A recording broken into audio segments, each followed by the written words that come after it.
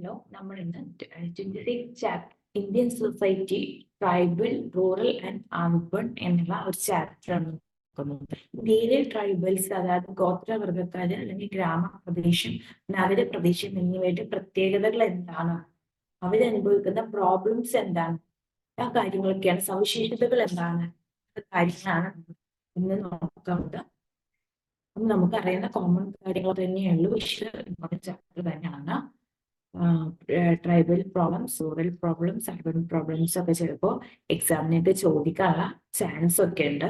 പിന്നെ ട്രൈബ്സിന്റെ തന്നെ ഒരുപാട് ടൈപ്സ് ഉണ്ട്. ഇന്ത്യയിൽ തന്നെ ഒരുപാട് ടൈപ്സ് ഉണ്ട്. ആ നീഡ്സ് ഒക്കെ നിങ്ങൾ ഓർത്ത് വെക്കണം. സൊസൈറ്റി,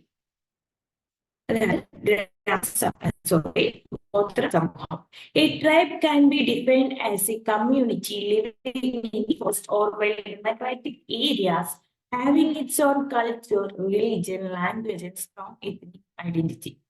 അപ്പൊ അവരെന്ന് പറയുന്നത് അവർക്കൊരു സ്വന്തമായിട്ട് സംസ്കാരം, ഭാഷ, അല്ലെങ്കിൽ അവർക്ക് സ്വന്തമായിട്ട് സ്വത്തോ തുടങ്ങിയവയൊക്കെ ഉണ്ടായിരിക്കും. അതിന് ഒരുമിച്ച് ഏതെങ്കിലും ഒരു പ്രദേശം എന്ന് പറയുമ്പോൾ ഒന്നല്ലെങ്കിൽ ഫോറസ്റ്റ് ഏരിയയിലോ അല്ലെങ്കിൽ മലയോര പ്രദേശങ്ങളിലൊക്കെ മറ്റുള്ളവരുമായിട്ട് യാതൊരു ബന്ധമില്ലാണ്ട് ഒറ്റപ്പെട്ട് കഴിയുന്ന ഒരു വിഭാഗത്തെയാണ് നമ്മൾ പൊതുവായിട്ട് ഗോത്രവർഗങ്ങൾ, ഗോത്ര സമൂഹം അല്ലെങ്കിൽ ആദിവാസികൾ എന്നൊക്കെ വിളിക്കുന്നത്.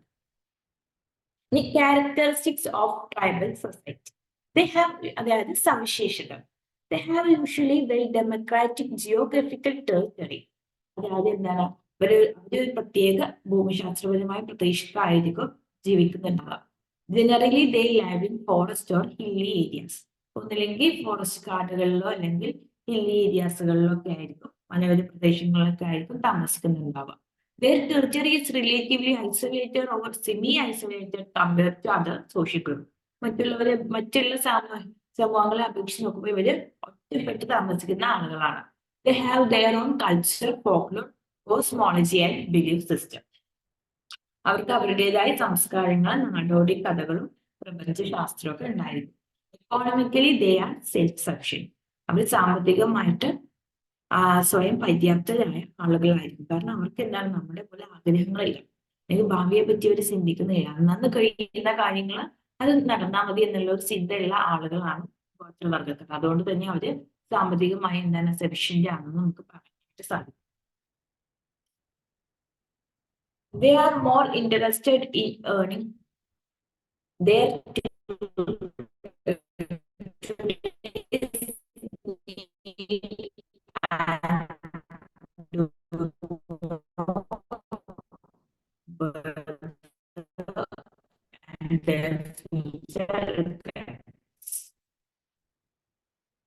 പിന്നെ പറയാനുള്ള പോയിന്റ് എന്ന് പറയുന്നത് സാമ്പത്തികമായിട്ട് സ്വയം പര്യാപ്തമായിരിക്കും. അതുപോലെ തന്നെ അവരുടെ ആവശ്യങ്ങളും കാര്യങ്ങളൊക്കെ നീഡ്സും ഒക്കെ എന്ത് ചെയ്യുന്നുണ്ട്, അവർ സ്വയം കണ്ടെത്തുന്നുണ്ട്.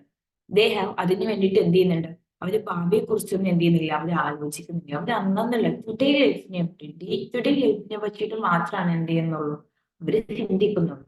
They have their own language, generally do not have any script. അപ്പൊ അവർക്ക് സ്വന്തമായിട്ട് ലാംഗ്വേജും കാര്യങ്ങളൊക്കെ ഉണ്ട്, പക്ഷെ എന്തില്ല, ലിപിയില്ല.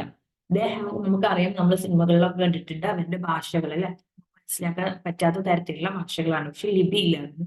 അവർക്ക് രാഷ്ട്രീയ രീതിയൊക്കെ ഉണ്ട്. Tribal societies are known as symbol societies because their social relationships are primarily based on family. ബന്ധങ്ങൾ മാത്രമാണ് അവിടെ ഉള്ളത്. ഒന്നല്ലെങ്കിൽ കുടുംബം അല്ലെങ്കിൽ ബന്ധുത്വം എന്നുള്ള രീതിയിൽ ആണ് എന്ത് ചെയ്യുന്നത്, അവര് അടുത്ത ഒരു ബന്ധം, ആ ഒരു റിലേഷൻഷിപ്പ് എന്ന് പറയുന്നത് അത്തരത്തിലുള്ളതായിരിക്കും. സാമൂഹ്യ ശ്രേണീകരണം, സോഷ്യൽ സ്ട്രാറ്റിഫിക്കേഷനൊന്നും അവിടെ സംഭവിക്കുന്നില്ല. ഈ distribution of tribal communities in India, അപ്പൊ ഇന്ത്യയിലെ ആദിവാസി സമൂഹത്തിന്റെ വിതരണം എങ്ങനെയാണ്? ഇപ്പൊ റീജിയൻ പ്രദേശങ്ങൾ നോക്കുകയാണെങ്കിൽ നോർത്ത് ഈസ്റ്റ്, സിക്കിം ആൻഡ് ഹിമാലയാസിലൊക്കെ മെയിൻ ആയിട്ട് കാണപ്പെടുന്ന ട്രൈബ്സ്, ഗോത്രവർഗക്കാർ എന്ന് പറയുന്നത് നാഗ, മിസോ, അരി, ലപ്ച, ഗദ, ഗാസി, ഗ്രാനോ, ജൈനേഷ്യ, രാജി, ബോട്ടിയ, തരു തുടങ്ങിയവർ. വെസ്റ്റേൺ സൈഡിലാണെങ്കിൽ സഹറിയ, ജിരിസ്യ, റെബേരി, ഡാക്, മിന, ബോർലി. സെൻട്രലിലാണെങ്കിൽ മുണ്ടാസിനെയൊക്കെ നമ്മൾ സാന്താൾ കലാപം ഒക്കെ നമുക്ക് അറിയുന്നതാണ്, നമ്മുടെ സെൻട്രലിൽ വരുന്നതാണ്. നോർത്ത് സൈഡിൽ അല്ലെ ഒരേൻ, ഗോൺ, ഹോ, ചെഞ്ചു, ബുംജി, ബിരോ, ഹർകോദ, സരോവ, കുറവച്ച. പിന്നെ സൗത്ത് സൈഡിലാണ് ഇതിലുള്ള തോഡാസ്, നമ്മൾ പണ്ട് പഠിച്ചിട്ടുണ്ട് തോഡാസിനെ പറ്റിയിട്ടൊക്കെ. ബനാദ, പാലിയൻ, ചോല, നൈക്കെ. പിന്നെ ഐലൻഡ് കമ്മ്യൂണിറ്റീസിൽ വരുന്നതാണ് ഗ്രേറ്റ് ആൻഡമാൻ നിക്കോബാർ ഭാഗത്തുള്ളത്. ജരാവ, ഓങ്ക, സെന്റിൻക്രോസ്, ഷോംപെൻ, നിക്കോബാർസ്. ആൻഡമാൻ നിക്കോബാർസ് ആ ഒരു ഭാഗത്ത് എന്താണ് ഗോത്രവർഗക്കാരാണ്. അതുകൊണ്ട് നമ്മൾ ആൻഡമാൻ നിക്കോബാർ എന്നൊക്കെ വിളിക്കുന്നത്.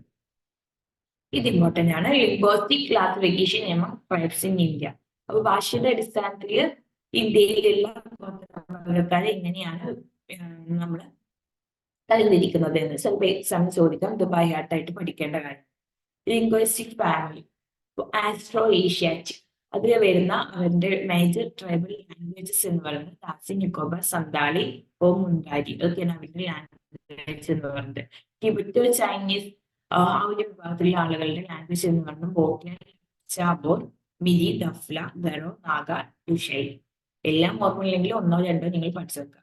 ദ്രവീഡിയൻ ആകുമ്പോൾ കോർവ, തോട, കോട്ട, കോയ്, ഗോണ്ടി, മലർ, ഒരാൾ. ഇൻഡോ യൂറോപ്യൻ ഹജോ, ബിലി. അപ്പൊ ഇതാണ് അവരുടെ ഒരു linguistic family major tribal languages. അവരുടെ ഭാഷ ഏതൊക്കെയാണ്? Linguistic family Austro Asiatic, Tibeto Chinese, Dravidian, Indo European എന്നുള്ളത് ഓർത്ത് വെക്കുക. ചിലപ്പോൾ 2 മാർക്കിനൊക്കെ ചോദിക്കാൻ ചാൻസ് ഉണ്ട്. അടുത്തതായിട്ട് പറയുന്നത് tribal social structure and stratification. ഇപ്പൊ ഗോത്രവർഗങ്ങളുടെ സാമൂഹ്യ ഘടനയും സാമൂഹ്യ ശ്രേണികളും. Most of the tribes are patrilineal and patriarchal on natural world males have the dominant role. Patriarchal society ആണ് ഇതെന്ന് പറയുന്നത് ട്രൈബ്സിന്റെ ഗോത്രവർഗക്കാർക്കിടയിലുള്ളത് പുരുഷാധിപത്യപരമായ ഒരു രീതിയാണ്. ഓക്കെ, അവിടെ മെയിൻ റോൾ എന്ന് പറയുന്നത് മെയിൽസിന് തന്നെയായിരിക്കും. Tribals have greater sense of equality with men and women compared to other non tribal society. പിന്നെ അവിടെ പറയുന്നത് മറ്റ് നോൺ ട്രൈബ്സ് അല്ലാത്ത മറ്റ് സൊസൈറ്റികളെ അപേക്ഷിച്ച് നോക്കുമ്പോൾ എന്താണ് മെന്നും വുമണിനും അവർ ഇക്വാളിറ്റി ഒക്കെ കൊടുക്കുന്നുണ്ട്. Their social structure is based on kinship groups like clans, lineage and families. ഒരു വംശം, കുടുംബം എന്ന വർഗം എന്നുള്ള രീതിയിൽ എന്ത് ചെയ്യുന്നുണ്ട് അവര് ആ ഒരു കിൻഷിപ്പിലെ ഒരു ബന്ധുത്വ ഗ്രൂപ്പ് എന്ത് ചെയ്യുന്നുണ്ട് ആ ഒരു സ്ട്രക്ചറിലാണ് അവരുടെ സാമൂഹ്യ ഘടന ഇരിക്കുന്നത്. ആ ഒരേ കുടുംബത്തിൽപ്പെട്ട ആളുകൾ അല്ലെങ്കിൽ ഒരേ വംശത്തിൽപ്പെട്ട ആളുകളായിരിക്കും ഒരു ഗോത്രവർഗത്തിൽ എന്ന് നമ്മൾ കണക്കാക്കുന്നു. Some tribal communities are matriarchal like Garo and Khasi tribes of Meghalaya. ഇത് 1 million ചോദിക്കും. അപ്പൊ ട്രൈബൽസ് തന്നെ മാട്രിയാർക്കൽ മാതൃതാഴ്ത്തം പിന്തുടരുന്ന വിഭാഗക്കാരാണ് മേഘാലയയിലെ ഗാരോ, ഖാസി തുടങ്ങിയവർ. Economical tribal societies are termed as egalitarian societies. അപ്പൊ അവരെ എന്തെന്ന് വിളിക്കുന്നുണ്ട്? എഗ്ലിറ്റേറിയൻ സൊസൈറ്റി, അതായത് സമത്വ സമൂഹങ്ങൾ എന്ന് വിളിക്കുന്നതാണ്. ഈ ട്രൈബൽ പ്രോബ്ലംസ് എന്തൊക്കെയാണെന്ന കാര്യങ്ങളാണ്. ഇത് ഇമ്പോർട്ടന്റ് ആണ്. എന്തൊക്കെയാണ് അവരെ ആദിവാസികൾ അനുഭവിക്കുന്ന പ്രശ്നങ്ങൾ? Certain problems of the tribal people started with the interference of the outsiders. അപ്പൊ മറ്റുള്ളവർ, അതായത് നമ്മളിൽ നിന്നൊക്കെയാണ് എന്ത് ചെയ്യുന്നത് ഒരു കൂടുതലും ആ ഒരു പ്രശ്നങ്ങളൊക്കെ അനുഭവിക്കുന്നത്. മുസ്ലിം rulers were the first on to make changes in their isolated living condition. അപ്പൊ മുസ്ലിം റൂളേഴ്സ് നമ്മൾ ഇന്ത്യ ഭരിക്കുന്ന ആ ഒരു സമയത്താണ് ഒറ്റപ്പെട്ട് താമസിച്ചിരുന്ന അവരുടെ ഇടയിലേക്ക് എന്ത് ചെയ്യുന്നത് അവരുടെ ഒരു ഭരണാധികാരിയും അവരുടെ പടയത്തില് അങ്ങോട്ട് എത്തുന്നത്. അപ്പൊ അവരുടെ ഒരു ഐസൊലേഷൻ, അതായത് ഒറ്റപ്പെട്ട് ജീവിക്കുന്നതിൽ നിന്നും ഒരു മാറ്റം കൊണ്ടുണ്ടാക്കിയത് മുസ്ലിം റൂളേഴ്സ് ആയിരുന്നു. They started exploiting the tribes due to foreign descents. ഇനി എന്തൊക്കെയായിരുന്നു അവര് എങ്ങനെയൊക്കെയായിരുന്നു ചൂഷണം ചെയ്തിരുന്നത് എന്ന്. They wanted to rule over the tribes. അപ്പൊ എന്ത് ചെയ്യുന്നുണ്ട് അവര് ഭരിക്കാൻ, അല്ലെ അവര് ഭരിക്കാനായിരുന്നു എല്ലാവരും ആഗ്രഹിച്ചിട്ടുണ്ടായിരുന്നത്. They wanted to exploit the resources from the tribal areas, especially rich mineral resources. നമുക്കറിയാം ട്രൈബ്സ് എന്നൊക്കെ പറയുമ്പോൾ അവരുടെ ആചാരങ്ങളും സംസ്കാരത്തിൽ കഴിയുന്നവരപ്പോ അവരെന്ത് ചെയ്യുന്നുണ്ട് കാലാകാലങ്ങളോടെ ഓരോ ജനറേഷൻ കഴിയുമ്പോഴും അവരുടെ സ്വത്വം സൂക്ഷിച്ചു വെക്കുന്നുണ്ട്. അപ്പൊ അതുകൊണ്ട് തന്നെ അവര് ഒരുപാട് റിച്ച് മിനറൽസ് ഒക്കെ കാണാൻ കഴിയുമായിരുന്നു. പക്ഷെ അതെന്ത് ചെയ്യുന്നില്ല, അവര് നമ്മുടെ പോലെ അത് ദൂരത്ത് ഉപയോഗിക്കുന്നില്ല. അവരത് ആരാധിക്കുന്ന തരത്തിലായിരുന്നു ഉപയോഗിച്ച് പോകുന്നുണ്ടായിരുന്നത്. അപ്പൊ ഇത്തരത്തിലുള്ള ഈ ഒരു നമ്മളെ പോലുള്ള ഈ ഒരു കയ്യേറ്റം കാരണം എന്ത് ചെയ്യുന്നുണ്ട് അവരുടെ റിച്ച് മിനറൽസ് ഒക്കെ എന്ത് ചെയ്യുന്നുണ്ട് നമ്മൾ എക്സ്പ്ലോയിറ്റ് ചെയ്യുന്നുണ്ട്. They wanted to preach Christianity under the pretext of rationality. നമ്മുടെ ബ്രിട്ടീഷുകാർ കൊളോണിയൽസൊക്കെ വന്ന സമയത്ത് നമുക്കറിയാം മതപരിവർത്തനമൊക്കെ നടന്നിട്ടുണ്ടായിരുന്നു. ക്രിസ്ത്യാനിറ്റി, ക്രിസ്തു മതത്തിലേക്കുള്ള ഒരു മതപരിവർത്തനമൊക്കെ ഒരുപാട് നടന്നിട്ടുണ്ടായിരുന്നു.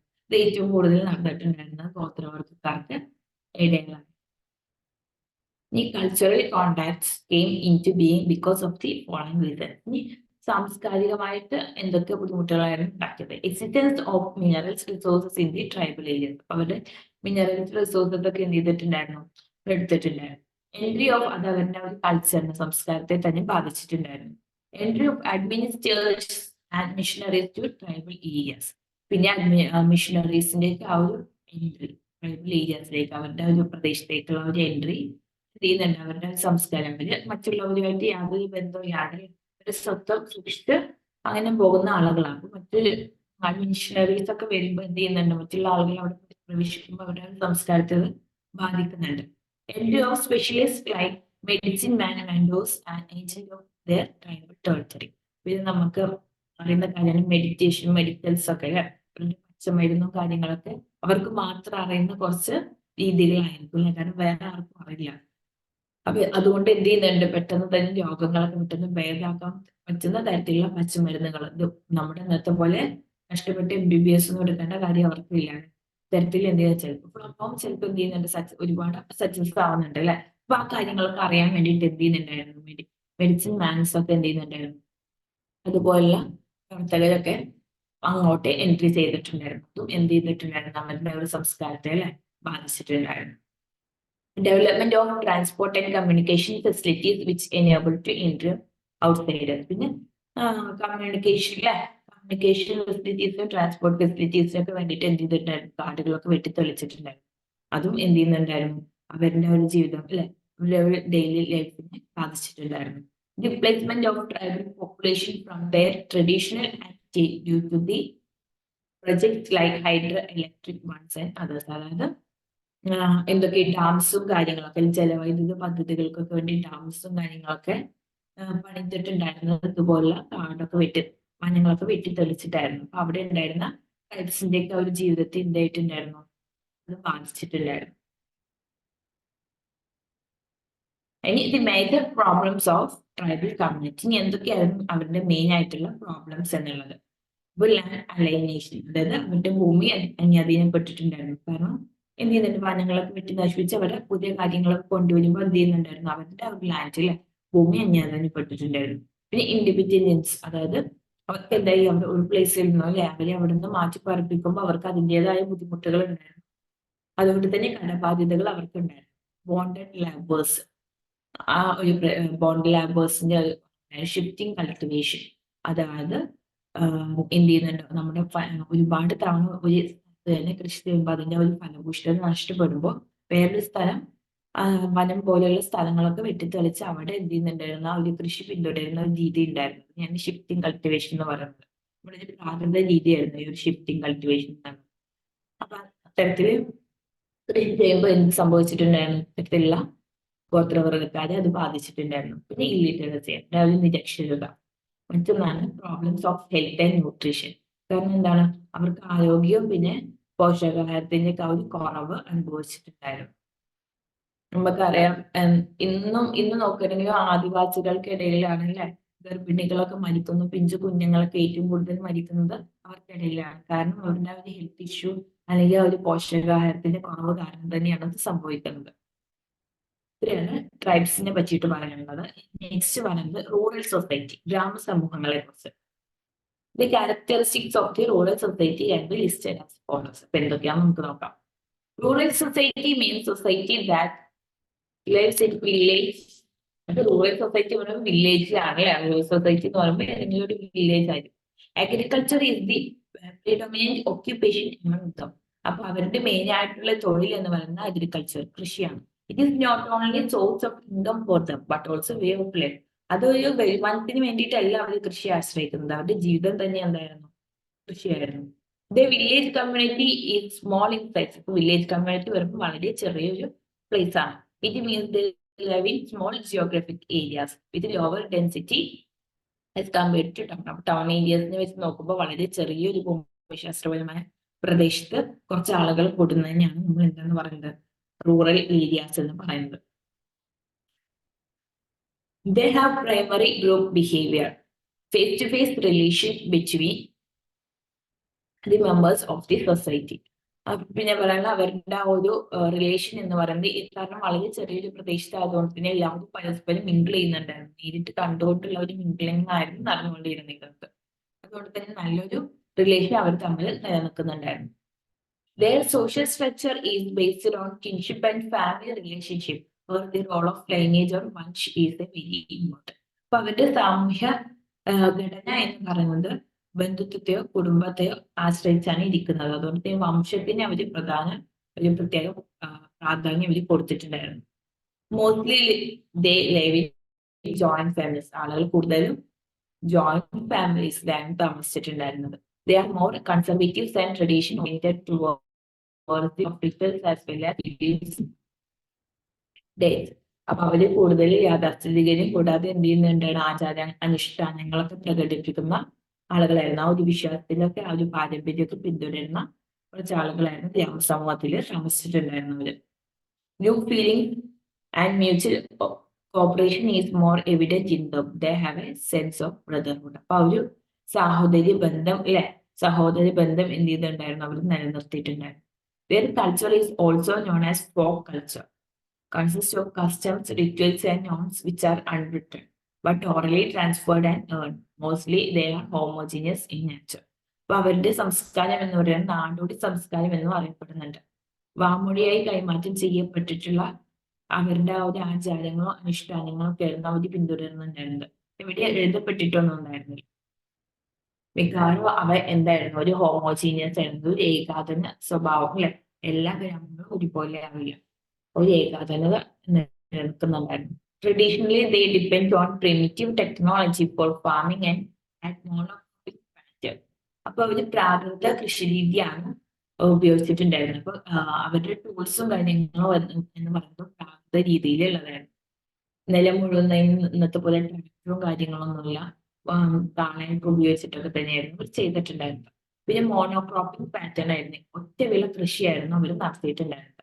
Further declining cottage industry forced them to move to cities.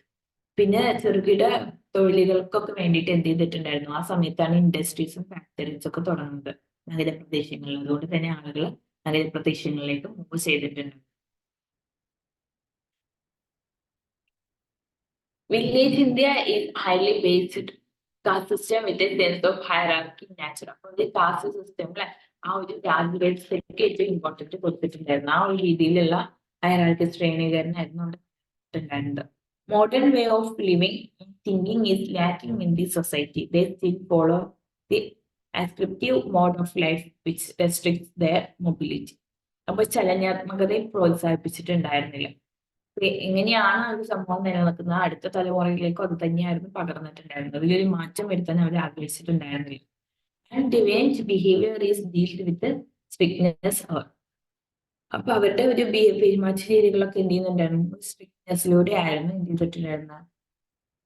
ആ ഒരു ആളുകളുടെ ഇങ്ങനെ ഒരു പെരുമാറ്റവും കാര്യങ്ങളെന്ന് പറയുന്നത് മുൻകൂട്ടി നിശ്ചയിച്ച രീതിയിൽ ഒരു ആർക്ക് ബഹുമാനം കൊടുക്കണം, ഓരോ ആളുകളോട് എങ്ങനെ പെരുമാറണം എന്നതിനെ പറ്റിയിട്ടൊക്കെ എന്ത് ചെയ്തിട്ടുണ്ടായിരുന്നു, സ്ട്രിക്ട്ലി എന്ത് ചെയ്തിട്ടുണ്ടായിരുന്നു, ഫോഴ്സ് ചെയ്തിട്ടുണ്ടായിരുന്നു. Lack of technology make every occupation A labour intensive one. ടെക്നോളജിയുടെ ഒരു കുറവ് തൊഴിലിലൊക്കെ ബാധിച്ചിട്ടുണ്ടായിരുന്നു. Have a relatively self-sufficient economy, particularly in term of production and consumption. ഉൽപാദനത്തിനും ഉപഭോഗത്തിനും താരതമ്യേന സ്വയം പര്യാപ്ത സമ്പദ് വ്യവസ്ഥ ഉണ്ടായിരുന്നു. They have strict economy since there is no mode of investment or market economy. അവരുടെ ഒരു മാർക്കറ്റ് എക്കോണമി അല്ലെങ്കിൽ ഇൻവെസ്റ്റ്മെന്റ് എന്ന് പറയുന്നത് സ്റ്റാറ്റിക് എക്കോണമി ആയിരുന്നു. എന്ന് വെച്ചാൽ മാറ്റമില്ലാത്ത ഒരു സ്ഥിരമായിട്ടുള്ള ഒരു എക്കോണമി ആയിരുന്നു. They cling the conservative and traditional style of living and is strongly attached to the past. യാഥാസ്ഥിതികരും പാരമ്പരാഗതമായ ജീവിതശൈലി മുറുകെ പിടിക്കുന്ന ഒരു വിഭാഗക്കാരായിരുന്നു. അത് എന്ത് ചെയ്യുന്നുണ്ടായിരുന്നു, അടുത്ത തലമുറയിലേക്ക് കൈമാറി പോകുന്ന തരത്തിലുള്ള ശക്തമായ ഒരു പാസ്റ്റ് ആയിരുന്നു അവർക്ക് ഉണ്ടായിരുന്നത്. ഇനി പറയുന്നത് the Indian village community as A social community. പിന്നെ ഇന്ത്യയെ നമുക്കറിയാം, മറ്റ് കൺട്രീസ് ഒക്കെ വില്ലേജ് കമ്മ്യൂണിറ്റി എന്ന രീതിയിൽ തന്നെയാണ് വിശേഷിപ്പിക്കുന്നത്. British administrators were of the opinion that India villages are like little republic because of their self-sufficiency. അപ്പൊ ഇവിടെ പറയുന്നത് അവർ ബ്രിട്ടീഷ് സ്വയം പര്യാപ്തത കാരണം ഇന്ത്യൻ ഗ്രാമങ്ങളെ ചെറു റിപ്പബ്ലിക്കുകളായിട്ട് പോലെ എന്ത് ചെയ്തിട്ടുണ്ടായിരുന്നു ബ്രിട്ടീഷുകാരൊക്കെ കണ്ടിട്ടുണ്ടായിരുന്നത്. പക്ഷെ സോഷ്യോളജിസ്റ്റുകാർ അതിനെ അക്സെപ്റ്റ് ചെയ്തിട്ടുണ്ടായിരുന്നില്ല. Village in India is an integrated unit in which interconnection and interdependence exist on socio economic and religious. ഇപ്പൊ സാമൂഹ്യ സാമ്പത്തിക മതപരമായ നിബന്ധനകളിൽ നിലനിൽക്കുന്ന ഒരു സംയോജിത യൂണിറ്റ് ആണ് ഇന്ത്യയിലെ ഗ്രാമങ്ങൾ എന്നാണ് അവർ വിശേഷിപ്പിച്ചിട്ടുണ്ടായിരുന്നത്. They have been also linked by trade purpose and pilgrimage tourism. അപ്പൊ തീർത്ഥാടന ടൂറിസത്തിനോ അല്ലെങ്കിൽ ട്രേഡിനൊക്കെ വേണ്ടിയിട്ടായിരുന്നു മെയിനായിട്ടും ആളുകളൊക്കെ ഗ്രാമപ്രദേശങ്ങളെ ആശ്രയിച്ചിട്ടുണ്ടായിരുന്നത്. Change in rural society. ഇനി എന്തൊക്കെയായിരുന്നു അന്നുള്ളതിനേക്കാൾ ഇന്നത്തെ കാലഘട്ടത്തിലേക്ക് എത്തിയപ്പോൾ ആ റൂറൽ സൊസൈറ്റിക്ക് വന്നിട്ടുള്ള മാറ്റങ്ങൾ എന്നുള്ളത്. All round development of village communities started with community development programme of 1952. 1952 community development programme ഒക്കെ വില്ലേജ് കമ്മ്യൂണിറ്റിയുടെ ഒരു ഡെവലപ്മെന്റിന് വേണ്ടിയിട്ട് കൊണ്ടുവന്നിട്ടുണ്ടായിരുന്നു. It gets a booster when പഞ്ചായത്തിക്കൽ system started in 1959. 1959 panchayati raj system ഒക്കെ കൊണ്ടുവന്നു. Community development programme is replaced by integrated rural development programme in 1970. 1979 ആയപ്പോഴേക്കും കമ്മ്യൂണിറ്റി ഡെവലപ്മെന്റ് പ്രോഗ്രാമിനെ വീണ്ടും എന്ത് ചെയ്തിട്ടുണ്ടായിരുന്നു, ഇന്റഗ്രേറ്റ് ചെയ്തിട്ട് റൂറൽ ഡെവലപ്മെന്റ് പ്രോഗ്രാമായിട്ട് മാറ്റിയിട്ടുണ്ടായിരുന്നു. Some sense of heterogeneity becomes imminent in village communities through gradual urban contact. അപ്പൊ ഒരു ഇന്ന് എന്തുണ്ടാവും, ഒരു അർബൻ കോണ്ടാക്ട് നഗരപ്രദേശങ്ങളുമായിട്ടുള്ള ഒരു കോണ്ടാക്ട് നിലനിൽക്കുന്നുണ്ട്. This continuous rural urban interaction is termed as rural urban continue. അപ്പൊ ഈ ഒരു റൂറൽ അർബൻ ഈ ഒരു ഗ്രാമ നഗര പ്രദേശങ്ങൾ തമ്മിലുള്ള ഈ ഒരു ഇന്റഗ്രേഷൻ, ഈ ഒരു കണക്ഷനെ നമ്മൾ വിശേഷിപ്പിക്കുന്നത് ഗ്രാമീണ തുടർച്ച എന്നാണ്. Caste system is weakening in rural societies and the village have shifted from barter system to caste system of exchange. Caste സിസ്റ്റത്തിന് ഒന്നുമില്ല, ജാതി വ്യവസ്ഥയ്ക്ക് നിന്ന് ഗ്രാമപ്രദേശങ്ങളും വലിയ ഇമ്പോർട്ടൻസ് ഒന്നുമില്ല, അതിന്റെ പ്രാധാന്യമൊക്കെ കുറഞ്ഞിട്ടുണ്ട്. അതുപോലെ തന്നെ ബാർട്ടർ സിസ്റ്റം അല്ലെ, ഒരു ബാർട്ടർ വ്യവസ്ഥ, അതായത് സാധനങ്ങൾ കൊടുത്ത് സാധനങ്ങൾ കൈമാറിയിരുന്ന ഒരു വ്യവസ്ഥയിൽ നിന്ന് മാറിയിട്ട് എന്ത് വന്നിട്ടുണ്ട്, കാസ്റ്റ് സിസ്റ്റത്തിലേക്ക് ഗ്രാമസമൂഹങ്ങൾ മാറിയിട്ടുണ്ട്. അടുത്തതാണ് അർബൻ സൊസൈറ്റി, അതായത് നഗരപ്രദേശങ്ങൾ. The cities and towns have a higher density of population than the rural area. ഗ്രാമപ്രദേശങ്ങളെ വെച്ച് നോക്കുമ്പോൾ നഗരപ്രദേശങ്ങളിൽ എന്ത് ചെയ്യുന്നുണ്ട്, ഒരുപാട് വലിയ സ്ഥലങ്ങളായിരുന്നു.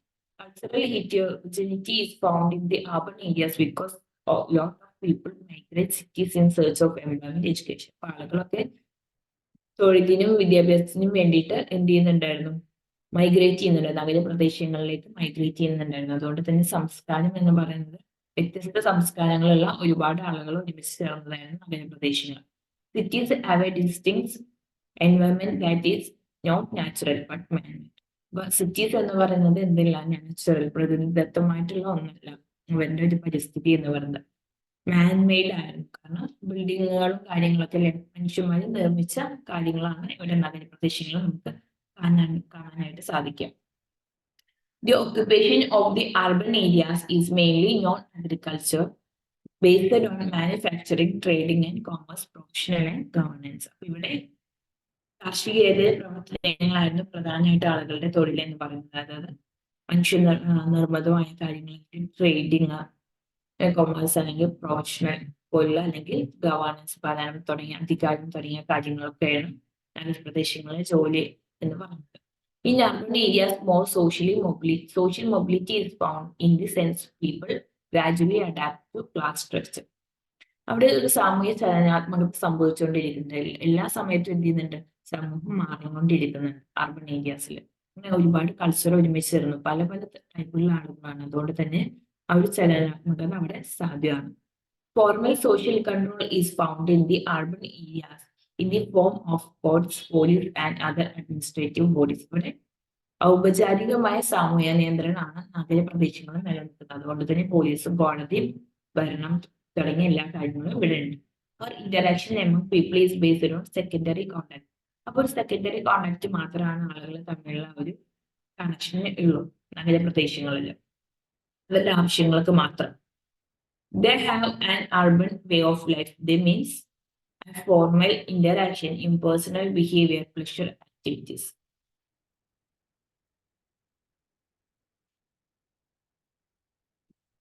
അപ്പൊ ഇവിടെ പറഞ്ഞ ഒരു ഇന്ററാക്ഷനും കാര്യങ്ങളൊക്കെ ഔപചാരികമായ രീതിയിൽ മാത്രമായിരുന്നു നടന്നിട്ടുണ്ടായിരുന്നത്. The urban economic organisation is based on market and monetary. അവരുടെ എക്കോണമിക് ഓർഗനൈസേഷൻ എന്ന് പറയുന്നത് അതായത് സാമ്പത്തിക സ്ഥാപനം വിപണിയും സമ്പദ് വ്യവസ്ഥയൊക്കെ ആശ്രയിച്ചിട്ടായിരുന്നു. Infrastructure developments are more in urban areas. അപ്പൊ അവിടെ കൂടുതൽ അടിസ്ഥാന സൗകര്യങ്ങളുടെ വികസനം കൂടുതൽ നടക്കുന്നത് നഗരപ്രദേശങ്ങളിൽ തന്നെയാണ്.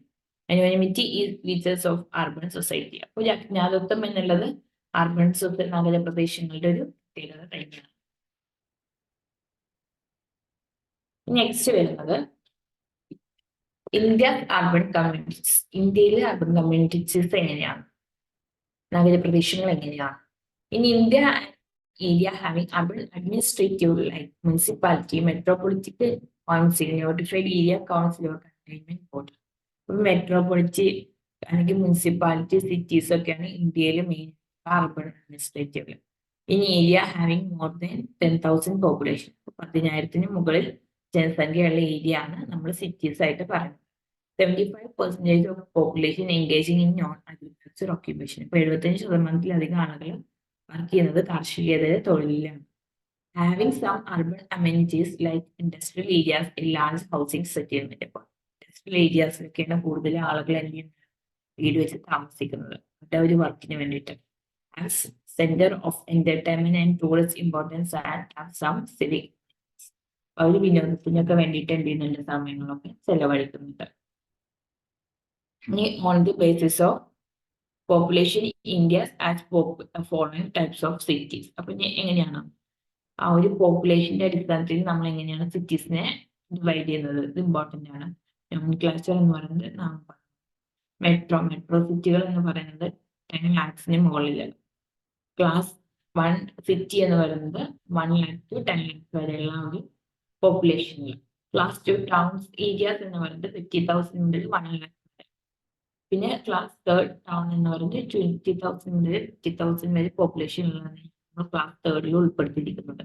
ക്ലാസ് 4 10,000 മുതൽ, അതായത് ആ ഒരു ടൗണിനെ സ്റ്റാർട്ട് ചെയ്യുന്നത് 10,000 മുതൽ 20,000 വരെയുള്ള ഒരു ജനസംഖ്യയുള്ള ആളുകളെയാണ് ഒരു പ്രദേശത്തെയാണ് നമ്മൾ ക്ലാസ് 4 ടൗണിൽ നമ്മൾ ഉൾപ്പെടുത്തിയിരിക്കുന്നത്.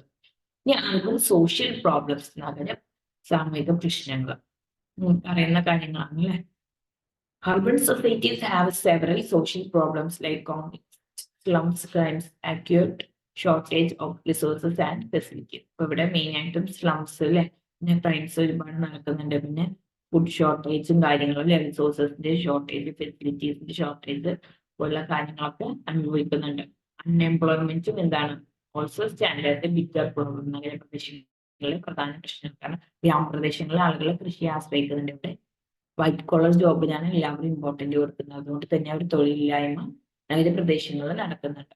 Slums become centre of crimes and unsocial activities. അപ്പൊ സ്ലംസ് ഏരിയാസിലൊക്കെ, ചേരികളിലൊക്കെയാണ് മെയിൻ ആയിട്ടും ക്രൈംസും കാര്യങ്ങളും കുറ്റകൃത്യങ്ങളും പിന്നെ അതുപോലുള്ള ആക്ടിവിറ്റീസുകളൊക്കെ നടക്കുന്നത്. The inhabitants of cities have mental stress and unhealthy mental conditions due to the absence of personal relationship.